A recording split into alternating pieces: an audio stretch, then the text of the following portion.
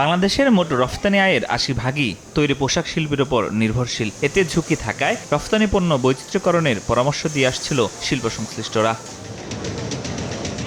এর অংশ হিসাবে বৃহস্পতিবার রাজধানীর আইসিসিবিতে আয়োজন করা হয় মিড বাংলাদেশ এক্সপোজিশন, যেখানে চামড়া, প্লাস্টিক, লাইট ইঞ্জিনিয়ারিং এর মতো সম্ভাবনাময় খাতের শতাধিক প্রতিষ্ঠান অংশ নিয়েছে। সিঙ্গাপুর, মালয়েশিয়া সহ ৯টিরও বেশি দেশের এজেন্ট, ক্রেতা ও বিনিয়োগকারীদের সঙ্গে সংযোগ স্থাপনের সুযোগ পাচ্ছেন বাংলাদেশি ব্যবসায়ীরা।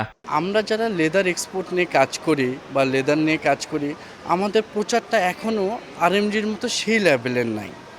তাই এরকম একটা ফেয়ার আমাদেরকে সুযোগ দিচ্ছে যে আমাদের নিজেদেরকে তুলে ধরার জন্য। Huge turn out, huge response already আসা শুরু করছে। So we are very hopeful যে গোয়িং ফরওয়ার্ড আমরা আরও কীভাবে এটা ইউটিলাইজ করতে পারি, এখান থেকে আমরা কীভাবে আরও এক্সপ্যান্ড করতে পারি নিজেদেরকে। এটা আমাদের জন্য একটা big opportunity to do the networking with all other stakeholders. তারপর আমাদের মতো ম্যানুফ্যাকচারার যারা আছে, একক একটা জায়গায় সমস্ত ক্ষুদ্র ম্যানুফ্যাকচারার আসছে। আমাদের দেশে অনেক আছে, কিন্তু সবাই আসে না। এরকম আরও ফ্রিকোয়েন্টলি যদি করে, তাহলে আমাদের ক্ষুদ্র ম্যানুফ্যাকচারার আসতে পারে, এবং আমরাও যদি আসি তখন আমরা কিন্তু তাদের থেকে অনেক কিছু নিতে পারি।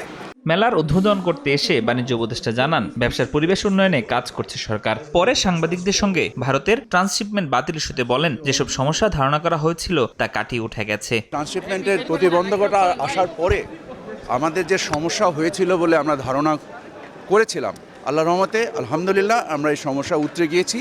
এখন আমরা কস্ট কমানোর কাজ করছি, এবং কস্ট কমানোর জন্য যে নিয়ামকগুলো আছে, প্রত্যেকটা নিয়ামক আমরা চিহ্নিত করেছি, এবং একটা একটা করে সপ্তাহ দুয়েকের মধ্যে আমরা পূর্বের যে খরচ ছিল ইনশাল্লাহ সেই খরচ বা তার থেকে কমে আমরা এই কাজটা করতে পারব। 2 দিনব্যাপী আন্তর্জাতিক এই প্রদর্শনীটির পর্দা নামবে শুক্রবার সন্ধ্যা 7টায়।